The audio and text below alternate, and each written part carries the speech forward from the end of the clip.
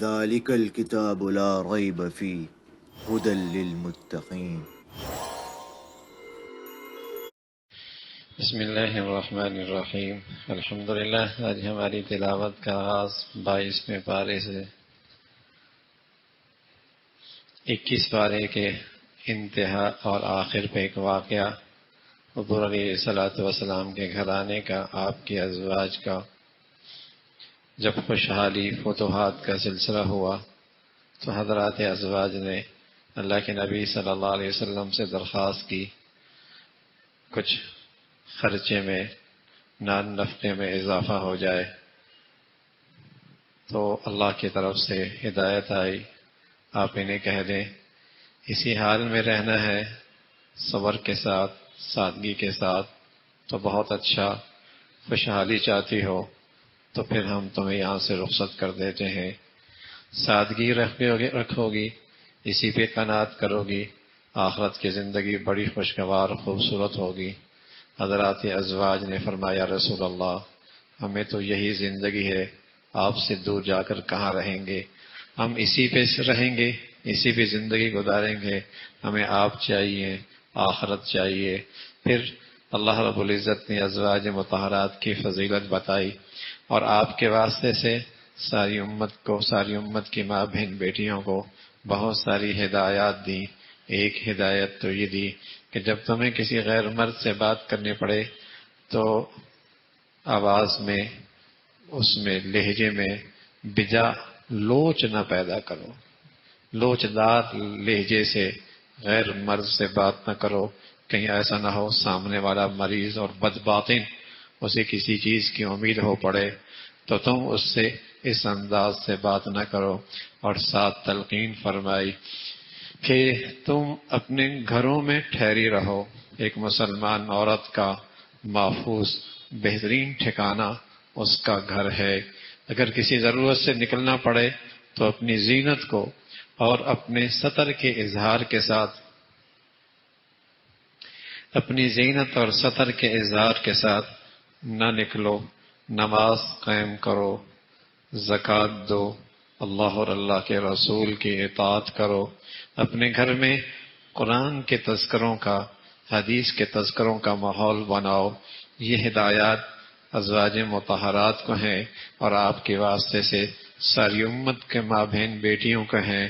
اور پھر وہ صفات کا تذکرہ ہے ایمان والے مردوں کے لیے بھی اور عورتوں کے لیے بھی، جو صفات ایمان کا خاصہ ہے، جس سے مسلمان کا ایک تشخص اور اس مسلمان کی زندگی کا ایک امتیاز جس سے ظاہر ہوتا ہے کہ مسلمان ظاہر کا بھی مسلمان ہو اور باطن میں بھی اس کے اندر ایمان موجود ہو اور اللہ کا فرما بردار ہو اور سچائی اختیار کرنے والا ہو، صدقہ دینے والا ہو، اللہ سے ڈرنے والا ہو.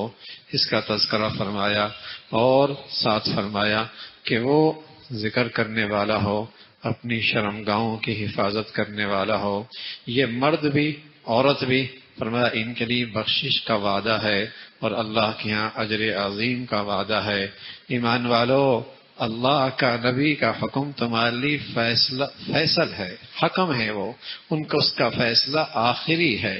اللہ کے حکم کے سامنے تم سر خم تسلیم کرنا، یہی ایمان کا تقاضا ہے. ایک واقعہ پیش آیا، حضرت زینب جو آپ کی پھوپھی کی بیٹی تھی اور حضرت زید بن حارثہ، زید وہ ہیں جو آپ کے منہ بولے بیٹے تھے، ان کا آپس میں رشتہ ہوا، نبھا نہ ہوا، جدائی ہو گئی، نبھا نہ ہوا، جدائی ہو گئی. اللہ کی طرف سے حکم آیا آپ زینب سے شادی کر لیں. آپ کی منہ بولے بیٹی کی بیوی ہے، طلاق دے دی، آپ اس سے شادی کر لیں.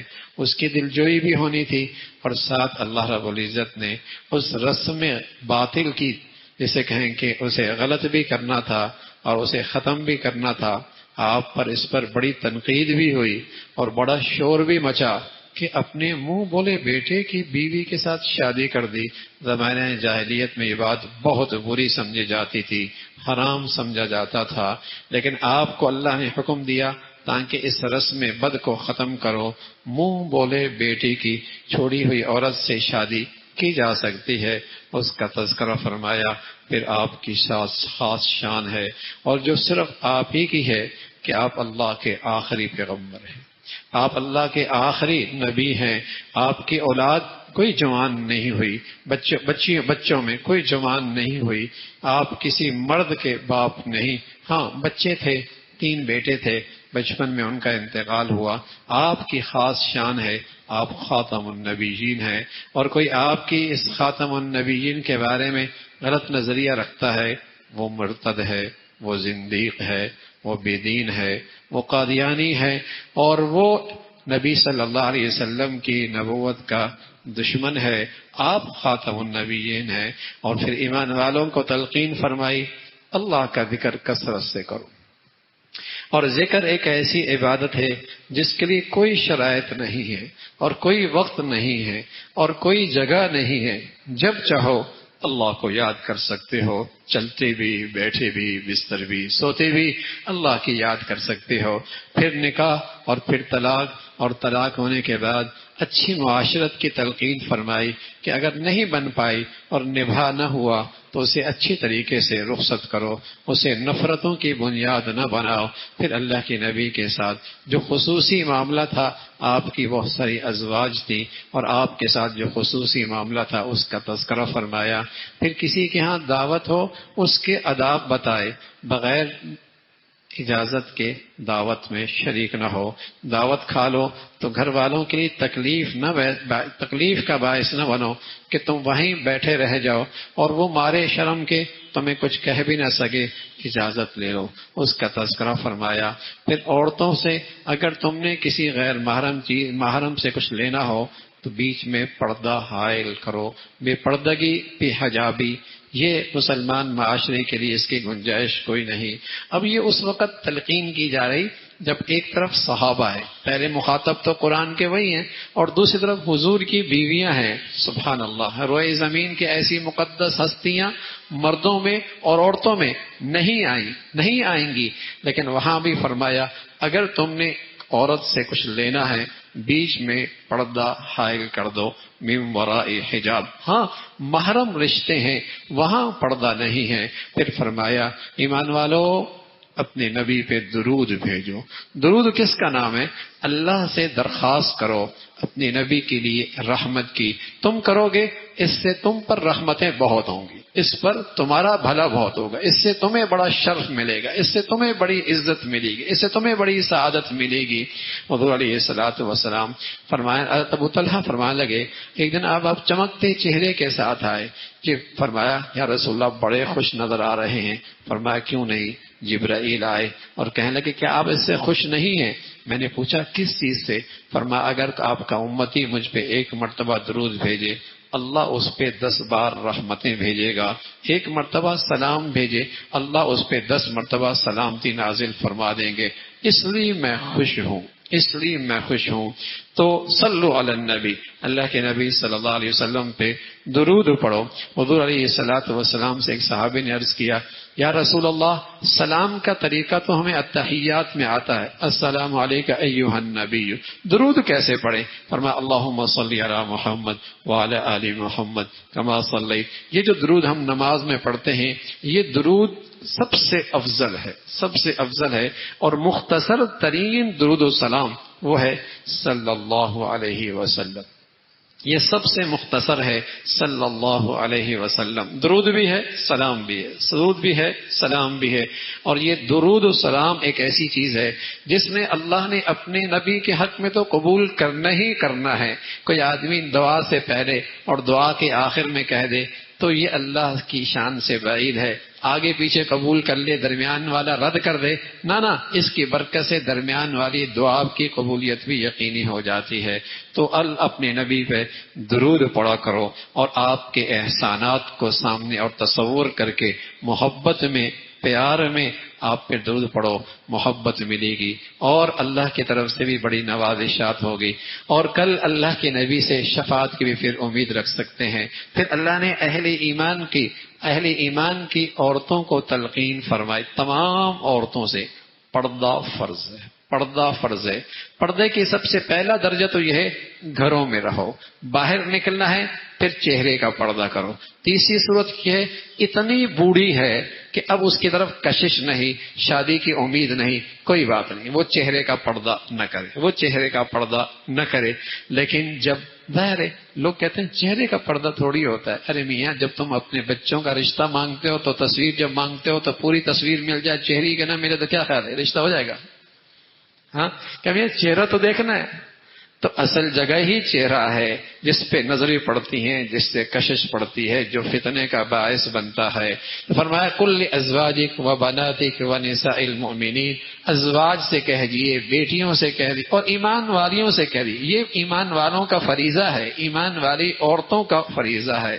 کسی نے پوچھا اکبر الہ آبادی بھی بس اوقات اشعار میں بہت کچھ کہتے، جو اس بچیوں کو جب ہم نے دیکھا بے پردہ تو دیکھا تو سمجھ میں آیا، کہاں گیا تمہارا پردہ؟ تو کہنے لگی مردوں کی عقلوں پہ پڑ گیا پردہ، جو ہمارے چہروں پہ ہونا تھا وہ تو اتر گیا، اب مردوں کے عقلوں پہ پڑ گیا، ان کے گھروں میں پردوں کا رواج ختم ہو گیا۔ اور دیکھ بھی رہے ہیں اس کے فتنے کتنے ہیں، اس کے فتنے کتنے ہیں، اس کے نقصانات کتنے ہیں، معاشرے میں اس سے ہلاکتیں اور بربادیاں کتنی ہیں، اور گھروں کا ٹوٹ پھوٹ کتنا ہے، ذلت اور رسوائی کا آدمی باعث کتنا بنتا ہے۔ پردہ فرض ہے، پردہ فرض ہے، اس کا تذکرہ فرمایا۔ پھر اللہ رب العزت نے ایمان والوں سے کہا کہ ایمان والوں اپنی تکلیف نہ دو، خاص طور پہ اپنی نبی کی شان میں گستاخی مت کرو۔ اور پھر اللہ نے امانت بھیجی اسلام کی، زمین و آسمان نے قبول نہ کی، انسان نے قبول فرمائی۔ اسی کے ذریعے اللہ ایمان والے اور منافق کے درمیان فرق کرتا ہے، منافقین کے لیے عذاب ہے، اس کا تذکرہ فرمایا۔ پھر سورہ سبا ہے، اللہ کی بڑائی، اللہ کی تذکرے، اللہ کے صفات۔ زمین کے اندر کیا گیا سب کچھ جانتا ہے، جو کچھ نکلتا ہے اسے بھی جانتا ہے۔ اور وہ جو کہتے ہیں مرنے کے بعد زندگی کوئی نہیں، فرمایا وہ زندگی یقینی ہے، وہ اللہ تو سب کچھ جانتا ہے، ذرہ ذرے سے واقف ہے۔ نیکیوں کو اجر ملے گا، برائیوں کے لیے سزا ہے۔ پھر حضرت داؤد علیہ الصلوۃ والسلام کا تذکرہ، جنہیں اللہ رب العزت نے غیر معمولی آواز دی تھی، اور جب زبور پڑھتے تو پرندے فضا میں رک جایا کرتے تھے، ایسا لگتا ہے وہ بھی ساتھ پڑھنے لگ گئے، ایسی شاندار آواز دی حضرت داؤد کی۔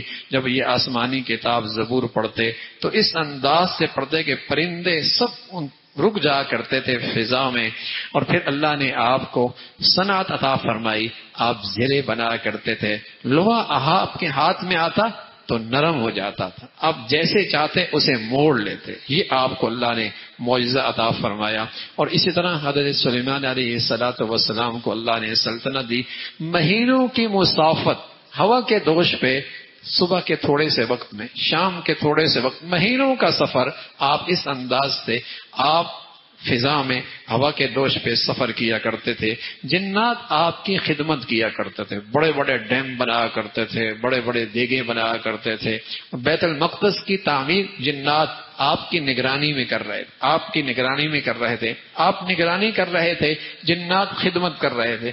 اللہ کی شان وہیں آپ کی روح پرواز کر گئی، وہیں روح، جنات کو کوئی نہیں پتہ لگا، وہ لگے ہوئی ہیں خدمت پہ، لیکن جس لاٹھی پہ آپ نے سہارا لگایا ہوا تھا اسے دیمک نے کھایا، آپ تھوڑا سا جھکے، تب انہیں پتہ چلا آپ کا تو انتقال ہو گیا۔ تو جنات بھی غیب کا علم نہیں رکھتے، جنات بھی غیب کا علم نہیں رکھتے، یہ علم صرف اللہ نے اپنے پاس رکھا ہے۔ پھر قوم سبا کا تذکرہ ہے، جو بڑی خوشحال قوم تھی، آباشی کا نظام، پانی کا نظام بہت شاندار تھا، بڑے بڑے ڈیم تھے، زمین بڑی زرخیز تھی، آب و ہوا اتنی شاندار اور پرصحت تھی، کوئی آدمی سر میں جوئیں لے کے اس ملک میں داخل ہوتا تو جوئیں مر جایا کرتے تھے، ایسی صحت مند آب و ہوا تھی، اور ایسی زرخیز زمین، کوئی آدمی سر پہ ٹوکرا رکھتا اور گزرتا کسی باغ سے تو بغیر ہاتھ لگائے اس کا ٹوکرا پھلوں سے بھر جایا کرتا، ایسا زرخیز ملک اور ایسی شاندار آب و ہوا اور ایسی زمین کا نظام، ایسی پانی کا نظام، لیکن ہوا کیا؟ ناشکری قوم تھی، بڑی ناشکری کی۔ پھر وہی ڈیم ان کے لیے ایسی ہلاکت کا باعث بنے، ان کے کھیت، ان کے باغات، ان کی بستیاں خس و خاشاک کی طرح اس سیلاب میں بہہ گئی، اور وہ ایک بھولی بصری قوم بن کے رہ گئی. کون تھی؟ سبا ختم ہو گئی. اس کا تذکرہ فرمایا. جہاں باغات تھے وہاں کانٹی دار جھاڑیاں پیدا ہو گئے، سارا نظام ختم ہو گیا. اللہ اللہ ہے، جس چیز میں اللہ زندگی دے اس کو ہلاکت کا باعث بھی بنا دیتا ہے، جس کو ترقی کا ذریعہ بنا دے اللہ اسے ذلت اور رسوائی کا باعث بھی بنا دیتا ہے. یہ اختیار اللہ کے پاس ہے. پھر شرک کی تردید ہے. فرمایا مشرک تم بتاؤ جن کی تم پوجا کرتے ہو نہ نفع دے سکتے ہیں نہ نقصان دے سکتے ہیں. مشرک کبھی کہتے ہیں اللہ کی پکڑ کب آئے گی؟ فرمایا آئے گی، وہ ایک وقت طے ہے، اور جب آئے گی تو نہ آگے نہ پیچھے، ایک وقت پہ اللہ کی پکڑ آئے گی. پھر کافروں کا پھر جہنم کا منظر نامہ ہے آخرت کا، جہاں پیروکار پیچھے چلنے والے اپنے لیڈران اور اپنے مقتدا کو کوسیں گے. تمہاری وجہ سے آج ہم نے یہ رسوائی اور ذلت اور اللہ کا غضب دیکھا. وہ کہیں گے ہم نے کیا کیا، تم تو ہمارے پیچھے خود چل پڑے تھے. ان کی آپس میں وہ چپکلش، آپس کا وہ تکلم، وہ آپس کی ذلت، اس کا تذکرہ فرمایا. پھر ایک عام شیطانی فریب، ایک عام سا شیطانی فریب ہے. جن کے پاس عزت، جن کے پاس دنیا میں عہدہ ہوتا ہے، دولت ہوتی ہے، پیسہ ہوتا ہے، وہ اس غلط فہمی کا شکار ہوتے ہیں. شیطان انہیں اس فریب میں ڈال دیتا ہے کہ تم سے اللہ بڑا راضی ہے، تم سے اللہ بڑا راضی ہے، اور وہ سمجھ بیٹھتے ہیں جیسے یہاں سب کچھ ملا ہوا ہے وہاں بھی سب کچھ ملے گا. یہ بڑا شیطانی فریب ہے. بس اوقات حرام کھا رہا ہوتا ہے، سود لے رہا ہوتا ہے، لوٹ مار کر رہا ہوتا ہے، اور اس سوسائٹی میں اپنا مقام دیکھ رہا ہوتا ہے، عزت مل رہی ہوتی ہے، ٹھاٹ باٹ کی زندگی ہوتی ہے، استقبال ہو رہا ہوتا ہے، واہ واہ ہو رہی ہوتی ہے. بعض نادان بھی کہتے ہیں کیا خوش نصیب آدمی ہے، اور وہ بھی غلط فہمی کا شکار ہوتا ہے کہ اللہ بڑا راضی ہے، مجھ سے اللہ بڑا راضی ہے. ارے بھائی دنیا میں تو اللہ نے قارون کو بھی دے دیا، حامان کو بھی دے دیا، فرعون کو بھی دے دیا، نمرود کو بھی دے دیا. یہ سب شیطانی فریب ہے. اللہ کس سے راضی ہے؟ جس کی زندگی اللہ کو پسند ہے، جس کی زندگی ایمان کے مطابق ہے، چاہے دولت کے ساتھ ہے چاہے فقیر ہے، چاہے دولت کے ساتھ ہے چاہے فقیر ہے، چاہے کوٹھی میں ہے چاہے جھونپڑی میں ہے. بس اللہ کی فرما برداری اللہ کے راضی ہونے کی علامت ہے. اس کا تذکرہ فرمایا. اپنے پیغمبر کو اللہ نے تلقین فرمائی، ہر انداز سے انہیں سمجھائیں، اکیلے تنہائی میں انہیں اللہ کی طرف بلائیں. آخرت کا تذکرہ فرمایا، موت کا تذکرہ ہے. پھر سورہ فاطر ہے، اس کے آغاز میں بھی اللہ کی بڑھائی ہے. فرمایا اللہ روکنا بندش کرنا چاہے تو کوئی نہیں کھلا سکتا. ساری دنیا کے عامل اکٹھے ہو جائیں بھائی، بندش نہیں ختم کر سکتا کوئی. اور جب اللہ رب العزت بندشیں ختم کر دیں کوئی نہیں بندش کر سکتا. یہ اختیار صرف اللہ نے اپنے پاس رکھا ہے. ہاں اللہ عزت دینا چاہے رسوا کوئی نہیں کر سکتا، رسوائی کے فیصلے کر دے عزت کوئی نہیں دے سکتا. دینا چاہے روک کوئی نہیں سکتا، نہ دینا چاہے دے کوئی نہیں سکتا. ما یفتح اللہ للناس من رحمت فلا ممسک لها وما یمسک فلا مرسل له من بعدہ. رحمتوں کے، نوازشات کے، عطا کے دروازے کھول دے کوئی نہیں بند کر سکتا. اس کا تذکرہ. لوگوں ایک دن ہے مرنے کے بعد زندگی، وہ سچ ہے، وہ سچ ہے. فلا تغرنکم الحیات الدنیا، دنیا کی زندگی تمہیں دھوکہ نہ دے. اور قسم خدا کی آج تو اس کا دھوکہ سر چڑھ کے بول رہا، دنیا کا دھوکہ سر چڑھ کے بول رہا ہے. پیاروں کو قبر میں اتارتا ہے، ہوش پھر بھی نہیں آتا. اپنے پیاروں کو من و من مٹی کے نیچے دبا کے آتا ہے، دل پھر بھی ہوش میں نہیں آتا. پھر سمجھتا ہے وہاں بھی غفلتوں میں، گناہوں میں، گپ شپ میں، کاروبار میں. موت کی اس گھڑی میں اللہ کے نبی کا داماد تھے حضرت عثمان رضی اللہ، قبر کے پاس جاتے تو زاروں قطار روتے، زاروں قطار. جن کی شان یہ تھی کہ اللہ کے نبی نے ایک بیٹی دی انتقال ہوا، دوسری دی انتقال ہوا. فرمایا عثمان 40 ہوتی نا جو کے بعد دیگرے تجھے دیتا رہتا، انتقال ہوتا رہتا دیتا رہتا. لیکن وہ قبر کو دیکھ کر زاروں قطار روتے. لیکن ایسا سینے کا دل پتھر ہوا ہے، موت دیکھتا ہے، جنازے دیکھتا ہے، من و من مٹی کے نیچے ڈالتا ہے، اکیلا ان کو چھوڑ کے آتا ہے، دل نہیں اثر لیتا. اور ایسا اس دنیا کا دھوکہ سر چڑھ کے بول رہا ہے. فرما لوگوں دھوکہ نہ کھانا، شیطان ہے، شیطان وہ اپنی جماعت بڑھا رہا ہے جہنم کی، وہ اپنی جماعت بڑھا رہا ہے جہنم کی. اس کا تذکرہ فرمایا. نیکیاں آسمانوں کی طرف جاتی ہیں، رحمت کے فیصلے ہوتے ہیں، اس کی قدرت کا تذکرہ ہے، بڑائی کا تذکرہ، زندہ مردہ سارے فیصلے سب اسی کی قدرت سے ہیں. فرمایا لوگوں تم سارے کے سارے فقیر ہو، اس کے محتاج ہو، اس کے محتاج ہو. وہ محتاج کسی کا نہیں، ساری دنیا کا سارا انسان نافرمانی پہ آ جائے، اس کی شاہانہ زندگی میں اور اس کے جلال اور کمال میں کوئی فرق نہیں آنا، اور ساری دنیا کے سارے انسان نافرمانی فرما بردار بن جائیں، اس کی عزت اور بڑائی میں کوئی اضافہ نہیں ہونا، وہ تو تمہارا بھلا ہے، تمہارا فائدہ ہے۔ دیکھو اندھیرا اور روشنی، اندھا اور بینا برابر نہیں، ایمان اور کفر کیسے برابر ہو سکتا ہے، اس کا تذکرہ فرمایا۔ پھر اللہ کی قدرت کا تذکرہ ہے، طرح طرح کی رنگت ہے زمین پر، یہ سب اللہ کی قدرت ہے، اس سے اللہ کی معرفت ملنی چاہیے۔ جن کے پاس جتنا زیادہ علم ہوتا ہے وہ اتنا ہی اللہ سے زیادہ ڈرتے ہیں، ان کو اللہ کی اتنی معرفت نصیب ہوتی ہے، اس کا تذکرہ فرمایا۔ پھر اس امت کے مختلف طبقات ہیں، ایک وہ طبقہ نیکیاں تھوڑی ہیں، گناہ زیادہ ہیں، ایک وہ طبقہ نیکیاں برائیاں دونوں برابر ہیں، تیسرا طبقہ وہ ہے جس کے نیکیاں غالب ہیں، گناہ تھوڑے ہیں، ان کے لیے جنت کا فیصلہ ہے، اس کا تذکرہ فرمایا۔ اور جب جنت میں جائیں گے تو کہیں گے اے اللہ تیرا شکر ہے، سونے کے کنگن پہنائے جائیں گے، ریشم کا کپڑا پہنایا جائے گا۔ دنیا میں ریشم مرد کے لیے حرام ہے، سونا مرد کے لیے حرام ہے، جنت میں یہ چیزیں جنتیوں کے لیے حلال ہو جائیں گی، اور وہاں کہیں اے اللہ تیرا شکر ہے، اب کوئی نہیں دکھ، اب کوئی نہیں غم، اب کوئی نہیں فکر، اب کوئی نہیں تھکن، اب کوئی نہیں تکلیف۔ دنیا میں تو کوئی نہ کوئی فکر لگی ہی رہتی ہے، ایک جنتی ایسی ہوگی جہاں ہر غم اور ہر فکر سے نجات ملے گی۔ اور پھر نافرمانوں کا تذکرہ ہے، جہنم میں ڈالیں گے، چیخیں گے، چلائیں گے، کہیں گے اللہ واپس بھیج، مہلت دے، نیک بن جائیں گے۔ وہاں اعلان ہوگا کیا اتنی عمر نہیں دی تھی؟ اگر تم چاہتے تو نصیحت حاصل کر لیتے، کیا اتنی عمر نہیں دی تھی؟ چاہتے تو نصیحت حاصل کر سکتے تھے، اور تمہارے پاس ڈرانے والے بھی آئے تھے۔ مفسرین نے یہاں ایک بات لکھی، ڈرانے والے آئے تھے، پوتا آ گیا تو اعلان ہے نا میاں، گھر میں اور آ گیا، تیرے جانے کا وقت ہے، ابا چلے گا، اعلان ہے نا میاں، اس لائن میں تو بھی کھڑا ہے، سر کے بال سفید ہو گئے، اعلان ہے نا میاں، اعصاب اور جوارح میں کمزوری آ گئی تو یہ اعلان ہے نا بھائی۔ اور کتنے ہیں جو اللہ اور اللہ کے رسول بات بتا کر تمہیں سمجھاتے اور ڈراتے ہیں۔ فرمایا یہ سارے ڈرانے کی باتیں ہیں، لیکن تم تھے ہوش میں نہیں آتے تھے، تم تھے ہوش میں نہیں آتے، تم تھے ہوش میں نہیں آتے تھے، اس کا تذکرہ فرمایا۔ فرمایا ڈرانے والے تو آئے، تم قسمیں کھائے کرتے تھے، ہدایت کی چیز آئیں گی، بڑے فرما بردار بن جائیں گے، بڑے نیک بن جائیں گے، لیکن سرکشی، تکبر، غرور، اس نے تمہیں دین سے اور دینی زندگی سے دور رکھا۔ پھر زمین پہ چل پھر کے دیکھو کیسا انجام ہوا نافرمان کا۔ اللہ ہر نافرمانی کے فوراً پکڑ فرمائے نا، پھر دنیا امتحان گاہ نہیں رہے گی نا بھائی۔ اگر ہر نافرمان کی سزا دنیا میں فوراً ہو جائے پھر دنیا امتحان گاہ نہیں ہوگی، اور پھر دنیا میں رہے گا بھی کوئی نہیں۔ ہاں اللہ نے ہر ایک کے لیے ایک وقت رکھا ہے، اس کا تذکرہ فرمایا۔